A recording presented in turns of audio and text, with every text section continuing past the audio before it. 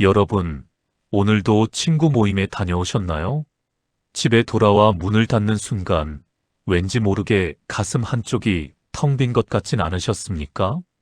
웃고 떠들었는데도 이상하게 기운이 쏙 빠지고 오히려 혼자 있을 때보다 더 외로운 기분이 드는 그 느낌 말입니다. 어제 한 시청자분께서 제게 이런 메시지를 보내주셨습니다. 저는 평생 착하게 살았습니다. 남 배려하고 양보하고 참아왔습니다. 그런데 70을 바라보는 지금 제 인생에 남은 게 뭡니까? 자식들은 바쁘다고 전화도 잘 안 받고 친구들은 만나면 자기 자랑이나 남 흉만 보고 저는 그저 거기 앉아서 고개만 끄덕이는 인형 같았습니다. 이 한 통의 메시지가 제 가슴을 무너뜨렸습니다.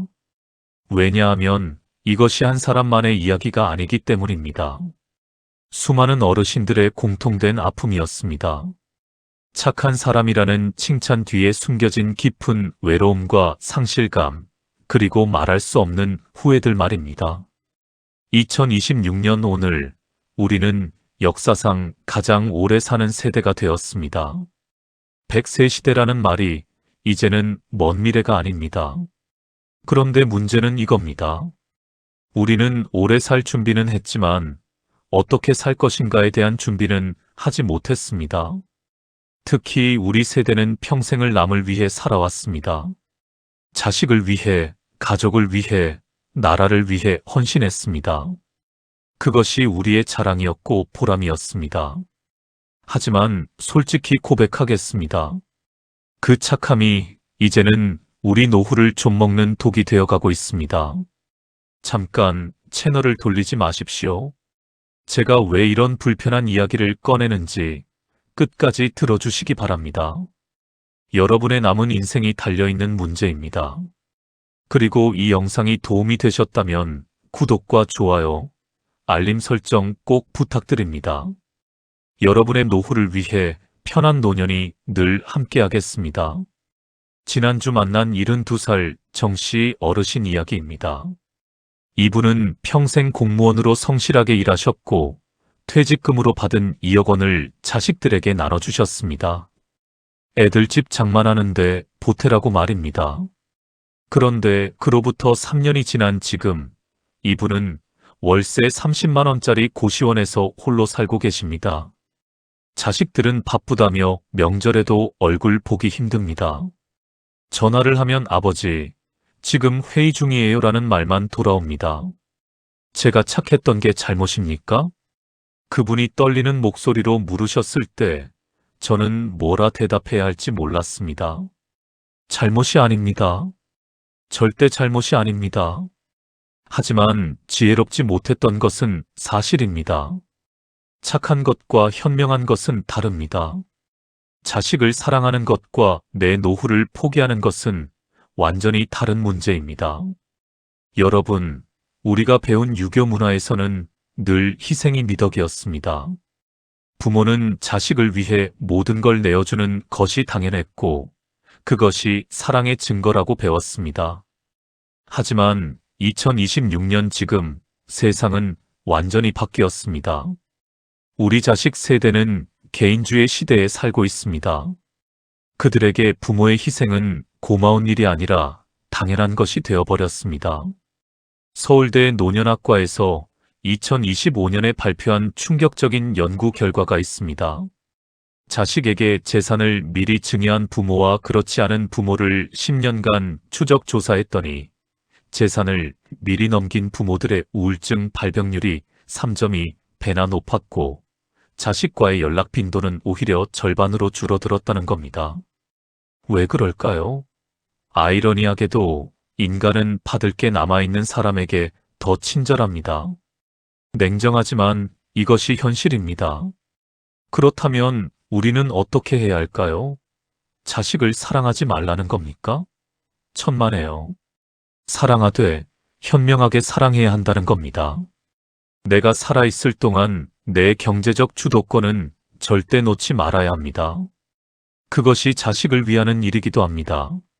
왜냐하면 부모가 경제적으로 독립되어 있어야 자식들도 죄책감 없이 자기 인생을 살 수 있기 때문입니다. 이제 친구 관계 이야기를 해보겠습니다. 60이 넘으면 친구 관계가 참 미묘해집니다. 젊었을 때는 함께 웃고 떠들며 즐거웠는데 나이가 들수록 만날 때마다 마음이 불편한 친구들이 생깁니다. 만나기만 하면 자기 자식 자랑, 자기 손주 자랑만 늘어놓는 사람, 아니면 반대로 온갖 부정적인 이야기만 쏟아내는 사람. 요즘 세상 왜 이 모양이냐, 정치가 엉망이다, 물가가 미쳤다 하면서 3시간 내내 불평불만만 늘어놓는 그런 친구 말입니다. 솔직히 말씀드리겠습니다. 그런 친구들과의 만남은 여러분의 뇌 건강을 해칩니다. 서울 아산병원 정신건강의학과 연구팀이 밝혀낸 바에 따르면 부정적인 대화에 지속적으로 노출되면 뇌의 해마 부분이 위축된다고 합니다. 해마는 기억을 담당하는 부위입니다. 즉, 남의 불평불만을 들어주느라 내 기억력이 나빠지고 있다는 뜻입니다. 75세 김 여사님 이야기입니다. 이분은 50년 지기 친구가 있었습니다. 젊었을 때는 참 좋은 친구였는데 환갑이 넘어가면서부터 그 친구가 변했습니다. 만날 때마다 온갖 사람들 흉을 보고 자기만 불쌍하다는 식으로 이야기했습니다. 김 여사님은 착한 분이라 그저 듣고 위로해주고 그래도 긍정적으로 생각해봐 하며 달래주곤 했습니다. 그런데 이상한 일이 벌어졌습니다. 그 친구를 만나고 돌아오는 날이면 어김없이 두통이 왔고 밤에 잠을 설쳤습니다. 그리고 자신도 모르게 짜증이 늘어났습니다. 손주들이 집에 놀러와도 예전처럼 반갑지 않고 남편과의 대화도 줄어들었습니다. 병원에 가니 의사 선생님이 말했습니다. 스트레스가 심하시네요. 혹시 최근에 마음 힘든 일 있으셨어요? 김 여사님은 그제야 깨달았습니다. 50년 친구라는 이유만으로 의리라는 이름으로 자기 자신을 학대하고 있었다는 것을요.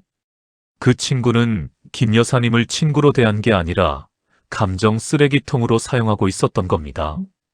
그래서 김 여사님은 용기를 냈습니다. 그 친구에게 정중하지만 단호하게 말했습니다. 미안해. 나도 이제 나이가 들어서 부정적인 이야기를 듣는 게 힘들어. 우리 만나면 즐거운 이야기만 하자. 그게 안 되면 당분간은 만나지 말자. 친구는 발끈했습니다. 50년 친구한테 그게 무슨 말이야? 하면서 화를 냈습니다.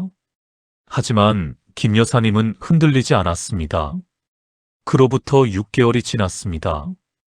김 여사님은 제게 이렇게 말씀하셨습니다.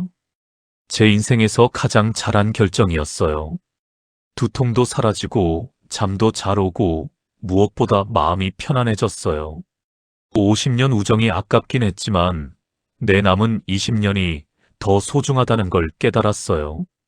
여러분, 나이가 들수록 우리에게 주어진 시간은 점점 줄어듭니다. 뇌 세포 하나하나가 소중합니다. 그 귀한 시간과 에너지를 왜 나를 불편하게 만드는 사람들에게 써야 합니까? 친구니까, 가족이니까, 의리니까 이런 이유로 내 정신 건강을 희생할 필요가 없습니다. 하버드 대학에서 80년간 진행한 성인 발달 연구가 있습니다. 수백 명의 사람들을 평생 추적 조사한 이 역사적인 연구에서 밝혀진 가장 중요한 사실은 무엇일까요? 행복한 노년을 결정하는 것은 친구의 수가 아니라 질이었습니다. 100명의 지인보다 1명의 진정한 친구가 더 중요했고 억지로 유지하는 관계는 오히려 수명을 단축시켰습니다. 그렇다면 여기서 질문이 생깁니다. 어떻게 하면 나쁜 관계를 정리하고도 외롭지 않을 수 있을까요? 그 답은 바로 자발적 고독에 있습니다. 자발적 고독. 이 말을 처음 들으면 많은 분들이 오해하십니다. 혼자 있으라는 거야? 그럼 더 외롭지 않아? 하고 말입니다. 천만에요.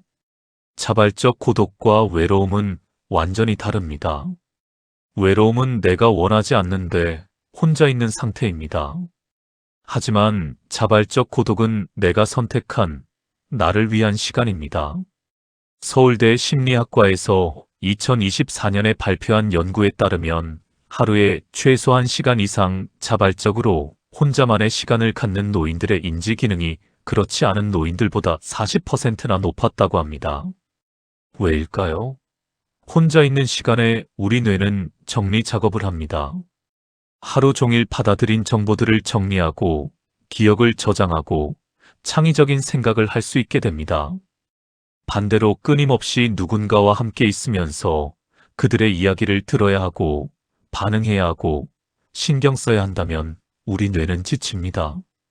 특히 원하지 않는 만남에서 억지로 웃고 맞장구 치는 행위는 엄청난 에너지를 소모합니다.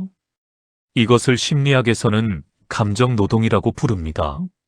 70살 박 선생님의 사례를 들려드리겠습니다. 이분은 평생 사교적인 분이셨습니다. 동창회 회장도 하시고 늘 사람들 속에서 사셨습니다.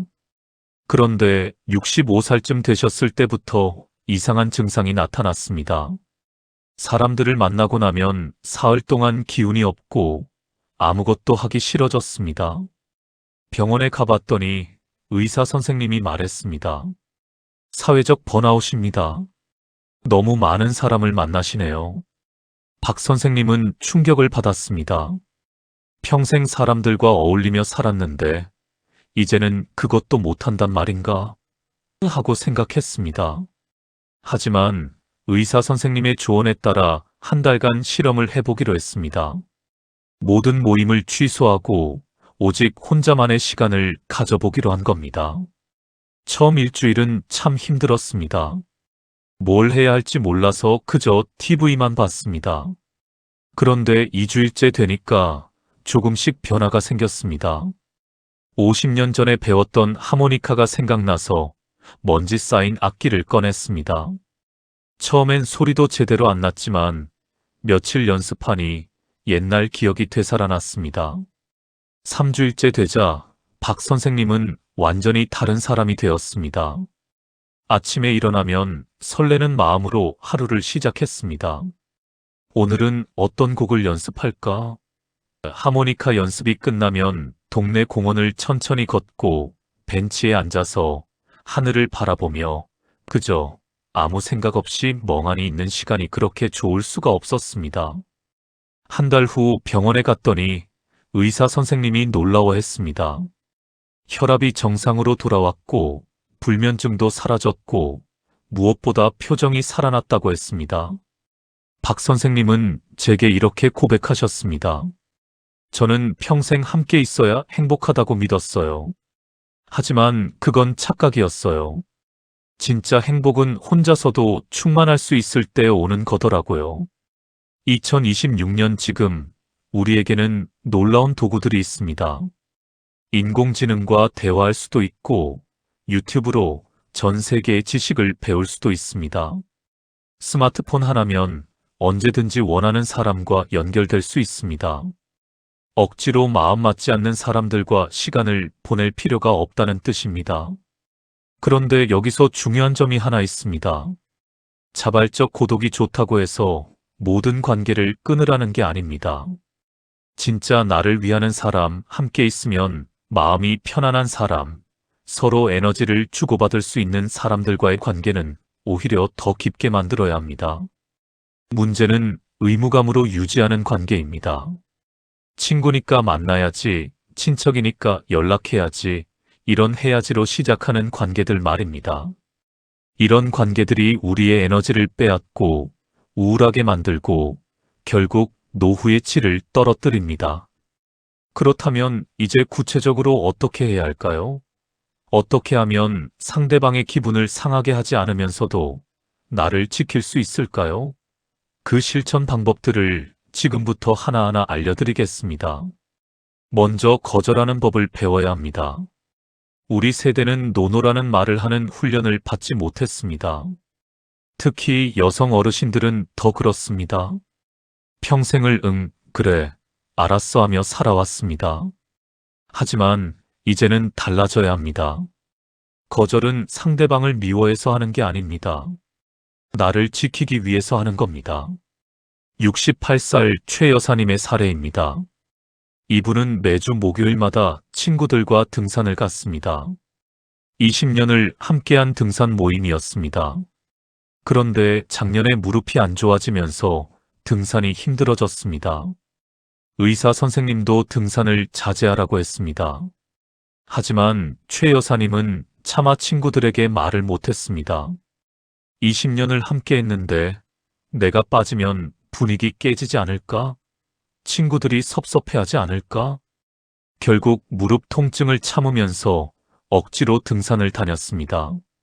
그러다가 지난해 12월 산에서 미끄러져 넘어지는 사고가 났습니다.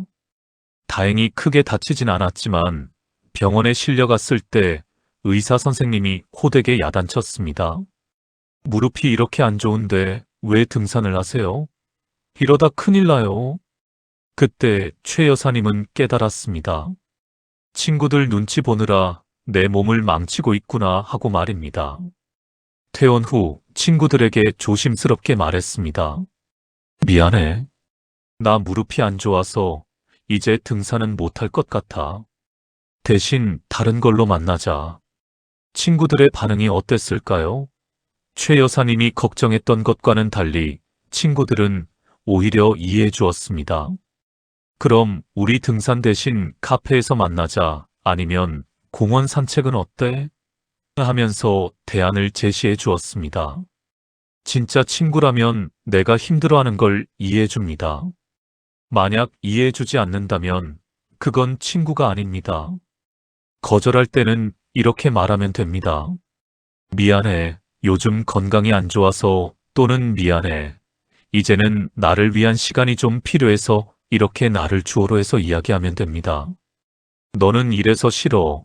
너랑 있으면 힘들어. 이런 식으로 상대방을 주어로 하면 관계가 틀어집니다. 하지만 나는 지금 이런 상황이라서라고 하면 상대방도 이해할 수밖에 없습니다. 또 중요한 것은 대안을 제시하는 겁니다. 무조건 안 만나가 아니라 이렇게 만나자고 제안하는 겁니다. 예를 들어 만날 때마다 부정적인 이야기만 하는 친구가 있다면 이렇게 말할 수 있습니다. 우리 만날 때는 즐거운 이야기만 하자. 불평 불만은 금지. 농담처럼 가볍게 말하되 진심을 담으면 됩니다. 만약 그래도 계속 부정적인 이야기를 쏟아낸다면 그때는 분명하게 말해야 합니다.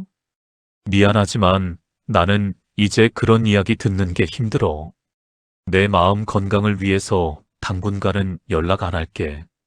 이렇게 단호하게 말하는 것이 오히려 상대방을 위하는 일입니다. 왜냐하면 그 친구도 자신의 부정성을 깨닫고 변할 기회를 주는 것이기 때문입니다. 경제적인 부분도 마찬가지입니다. 2026년 지금 정부에서 공공신탁 제도를 도입했습니다. 이 제도는 부모가 재산을 신탁기관에 맡기고 매달 일정 금액씩 생활비로 받을 수 있게 하는 겁니다. 자식들이 아무리 조르고 요구해도 함부로 재산을 넘길 수 없게 만드는 안전장치입니다. 지난달 만난 70살 이 선생님은 이 제도를 활용해서 삶이 완전히 바뀌었습니다. 그 전까지는 자식들이 사업 자금이 필요하다, 집을 사야 한다, 손주 교육비가 필요하다 하면서 끊임없이 돈을 요구했습니다. 이 선생님은 착한 부모니까 그때마다 통장을 털어주었습니다. 그런데 작년에 건강이 나빠지면서 병원비가 필요해졌습니다. 통장을 확인해 보니 300만 원밖에 안 남아 있었습니다. 자식들에게 병원비 좀 도와달라고 했더니 돌아온 대답이 뭐였을까요? 아버지, 저희도 지금 힘들어요. 조금만 기다리세요. 이 선생님은 그 순간 온몸이 얼어붙는 것 같았다고 합니다. 그래서 결심했습니다.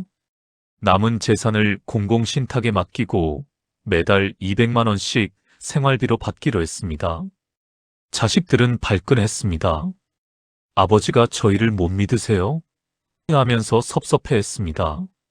하지만 이 선생님은 흔들리지 않았습니다. 너희를 못 믿어서가 아니라 내가 나를 지키기 위해서다 라고 분명하게 말했습니다.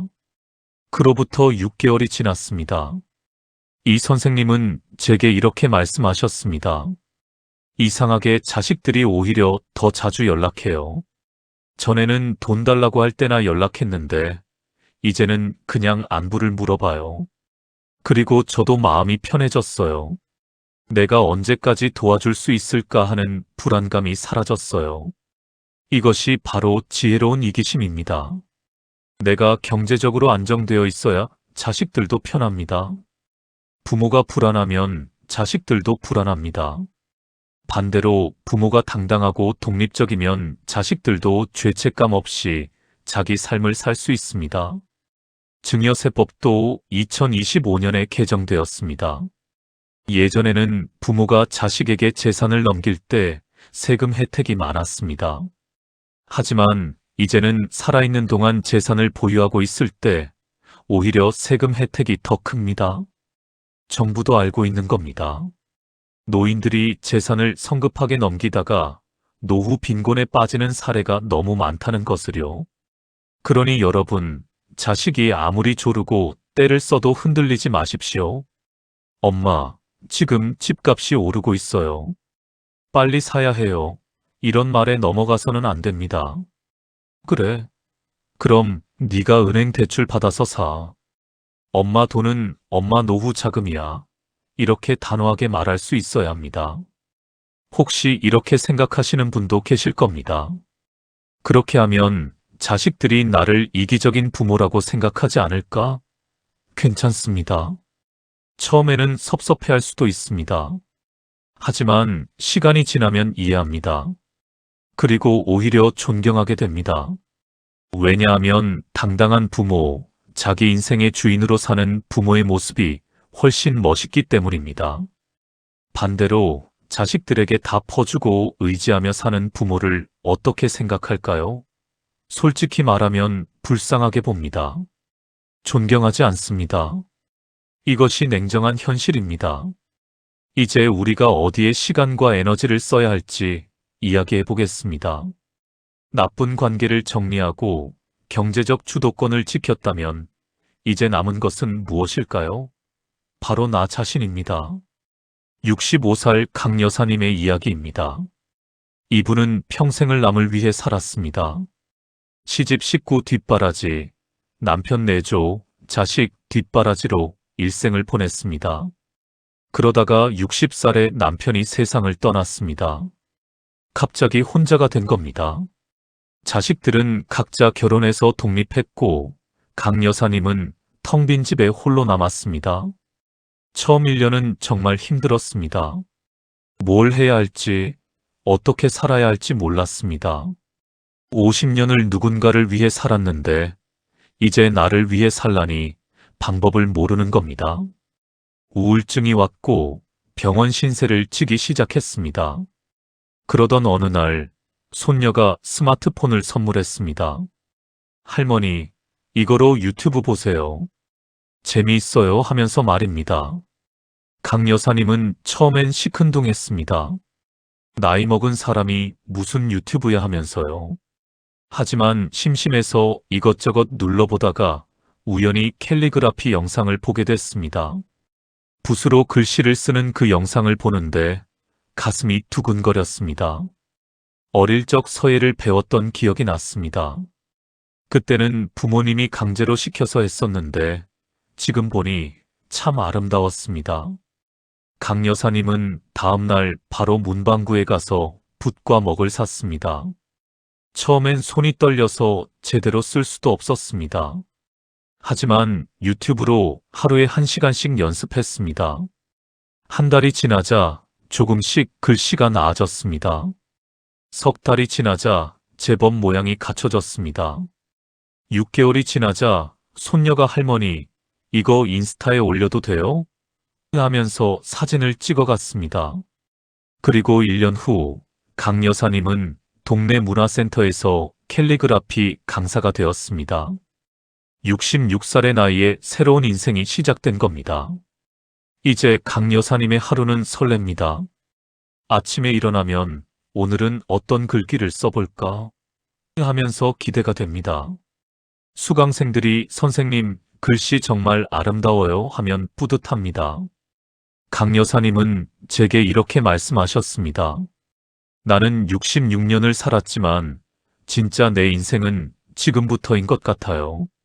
처음으로 나를 위해 뭔가를 하고 있어요. 그게 이렇게 행복한 줄 몰랐어요. 2026년 지금 우리는 정말 놀라운 시대에 살고 있습니다. 인공지능 덕분에 배우고 싶은 건 뭐든지 배울 수 있습니다. 악기를 배우고 싶다면 유튜브에 수천 개의 무료 강좌가 있습니다. 그림을 그리고 싶다면 AI가 단계별로 알려줍니다. 글쓰기를 하고 싶다면 AI와 대화하면서 자서전을 쓸 수도 있습니다. 심지어 요즘은 시니어들을 위한 디지털 도구들이 엄청나게 발전했습니다. 스마트폰 하나면 손주 사진으로 AI 동영상을 만들 수도 있고 내가 좋아하는 노래를 AI가 불러주기도 합니다. 72살의 한 어르신은 챗GPT를 배워서 손주들 동화책을 직접 만들어 주십니다. 손주들이 너무 좋아한다고 합니다. 여기서 중요한 것은 완벽을 추구하지 말라는 겁니다. 젊은 사람들처럼 잘할 필요 없습니다. 그저 즐기면 됩니다. 서툴러도 괜찮습니다. 틀려도 괜찮습니다. 중요한 것은 하고 있다는 것 자체입니다. 서울대 노화연구소에서 밝혀낸 흥미로운 사실이 있습니다. 노년기에 새로운 것을 배우는 사람들의 치매 발병률이 그렇지 않은 사람들보다 60%나 낮았다고 합니다. 왜일까요? 새로운 것을 배울 때 우리 뇌에서는 새로운 신경 연결이 만들어지기 때문입니다. 이것을 신경가소성이라고 부릅니다. 즉, 나이 들어서 무슨 배움이냐는 생각은 완전히 틀린 겁니다. 오히려 나이가 들수록 더 배워야 합니다. 뇌 건강을 위해서라도 말입니다. 그리고 배우는 과정 자체가 즐거움이 됩니다. 또 하나 중요한 것은 봉사가 아닌 놀이를 찾으라는 겁니다. 우리 세대는 평생 의무와 책임으로 살아왔습니다. 이제는 그 무게를 내려놓을 때입니다. 해야 한다가 아니라 하고 싶다는 마음으로 무언가를 시작하십시오. 예를 들어 동네 봉사도 마찬가지입니다. 의무감으로 하는 봉사는 에너지를 빼앗습니다. 나이 많은 사람이니까 해야지 이런 생각으로 하는 봉사는 진짜 봉사가 아닙니다. 진정으로 하고 싶고 기쁨이 느껴지는 일만 하십시오. 독일의 철학자 쇼펜하우어는 이런 말을 했습니다. 인간은 원하는 것을 얻을 수도 있고 원하는 것이 되어질 수도 있다. 하지만 행복은 원하는 것을 원하지 않는 법을 배울 때 온다. 무슨 뜻일까요? 행복은 더 많은 것을 얻는 데 있지 않고 필요 없는 것을 버리는 데 있다는 뜻입니다. 우리에게 필요 없는 것이 뭡니까? 나를 불편하게 만드는 관계, 의무감으로 하는 일, 남의 시선을 의식하는 삶, 이런 것들입니다. 이것들을 하나씩 내려놓으십시오. 그러면 진짜 내가 원하는 것, 진짜 나를 행복하게 만드는 것들이 보이기 시작합니다. 법정 스님은 텅 빈 충만이라는 표현을 쓰셨습니다. 아무것도 없는데 가득 차 있는 상태, 그것이 진정한 행복이라고 하셨습니다. 우리 노년도 그래야 합니다. 불필요한 관계, 불필요한 소유, 불필요한 걱정들을 다 비워내면 그때 비로소 진짜 나를 채울 수 있는 공간이 생깁니다. 79의 한 어르신이 제게 이런 말씀을 하셨습니다. 나는 70년을 살면서 이제야 진짜 나를 만났어요. 평생 남편의 아내, 자식의 엄마, 며느리, 친구로만 살았지 정작 나로는 산 적이 없었어요. 이제 남은 시간은 오로지 나로 살렵니다. 그분의 눈빛이 참 빛났습니다. 79의 나이에도 여전히 꿈이 있고 설렘이 있고 기대가 있었습니다. 그것이 진짜 아름다운 노년입니다. 여러분, 우리에게 남은 시간이 얼마나 될까요? 100세까지 산다면 20년, 30년이 남았습니다. 적지 않은 시간입니다. 이 귀한 시간을 어떻게 쓸 것입니까? 계속 남 눈치 보며 착한 사람 노릇하며 내 마음 죽이며 살 것입니까? 아니면 이제라도 용기를 내서 진짜 나로 살 것입니까? 선택은 여러분의 몫입니다. 하지만 분명한 것은 지금 이 순간부터 변화를 시작하지 않으면 1년 후에도 5년 후에도 똑같은 불편함 속에 살게 된다는 것입니다. 마지막으로 실천 과제를 드리겠습니다. 오늘 밤 잠자리에 들기 전에 종이 한 장을 꺼내십시오. 그리고 2개의 목록을 작성해 보십시오.